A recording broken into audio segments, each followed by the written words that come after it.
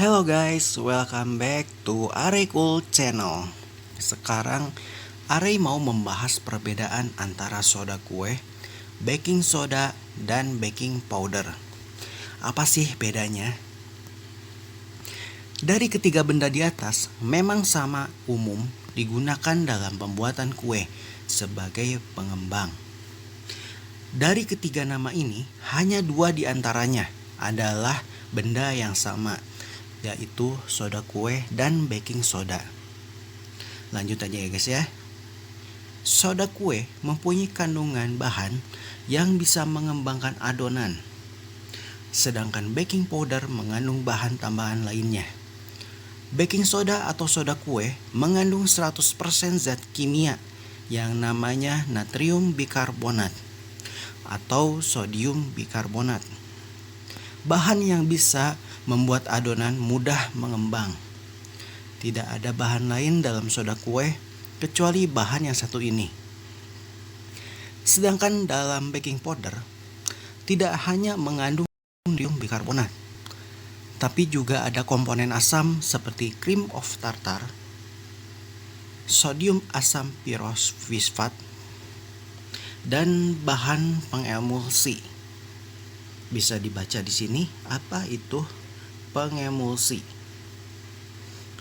Itu berarti baking powder adalah soda kue yang telah dicampurkan dengan bahan tambahan.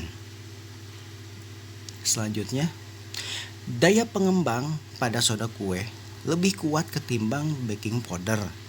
Baik soda kue maupun baking powder sama-sama berwujud bubuk putih. Namun soda kue bereaksi 3-4 kali lebih cepat daripada baking powder. Ketika kedua bahan ini dicampurkan dalam adonan dan dipanaskan dalam oven, bahan pengembang ini akan bereaksi dengan adonan dan menghasilkan karbon dioksida, sehingga membuat adonan lebih mengembang. Kita lihat di sini apa yang dimaksud dengan karbon dioksida atau CO2. Karena kemampuannya berbeda, sifat soda kue dan baking powder pun ikut berpengaruh terhadap kue yang dihasilkan. Karena soda kue bisa bereaksi dengan lebih cepat, maka proses pengembangan adonan akan langsung terjadi saat soda kue bercampur dengan bahan asam. Makanya, adonan yang sudah mengembang harus segera dikukus atau dipanggang. Kalau kelamaan, maka kue yang dihasilkan malah jadi gagal mengembang dan tidak empuk. Sebaliknya, baking powder yang dibubuhkan ke dalam adonan relatif aman ketika dibiarkan dalam waktu yang lama, selama menggunakan jenis baking powder yang double acting, di mana proses pengembangannya terjadi dalam 2 tahap, yaitu saat membuat adonan dan saat proses pemanasan. Baking powder jenis ini bisa dibiarkan lama tanpa perlu takut adonan kue menjadi bantat, karena ada proses pengembangan lagi ketika dipanaskan. Karena berbeda kandungannya, soda kue dan baking powder juga akan baik kalau dikhususkan untuk jenis kue tertentu. Kalau kamu membuat adonan kue yang mengandung bahan asam seperti susu, coklat, yogurt, atau buttermilk, pakai soda kue. Kue-kue yang mengandung bahan telur juga baiknya memakai soda kue. Sebaliknya, untuk adonan kue yang tidak mengandung bahan asam dan kue tanpa telur, gunakan baking powder sebagai pengembang. Biasanya baking soda paling cocok digunakan pada kue yang diolah dengan cara dikukus atau dipanggang.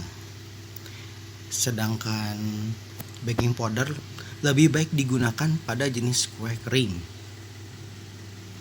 Rasa yang dihasilkan dengan soda kue akan terasa pahit, sedangkan yang dicampur dengan baking powder rasa terasa lebih netral. Adonan yang menggunakan soda kue sebagai bahan pengembang umumnya akan menghasilkan rasa kue yang getir atau pahit. Untuk menghindarinya, jangan pakai soda kue secara berlebihan. Rasa getir itu bisa tertutupi dengan penggunaan bahan asam dalam adonan kue, misalnya yogurt.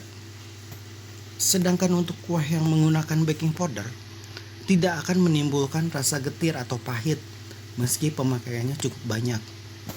Karena natrium bikarbonat akan habis bereaksi dengan sodium asam pirofosfat dan bahan pengemulsiannya. Di sini bisa kita lihat perbedaan baking powder dan baking soda. Bisa dilihat ya guys ya. Oke guys, sekian saja info dari Arekul Channel. Semoga info ini bermanfaat untuk semuanya. Stay safe, stay healthy. Jangan lupa klik tombol like, subscribe, dan share ya. See you, bye-bye.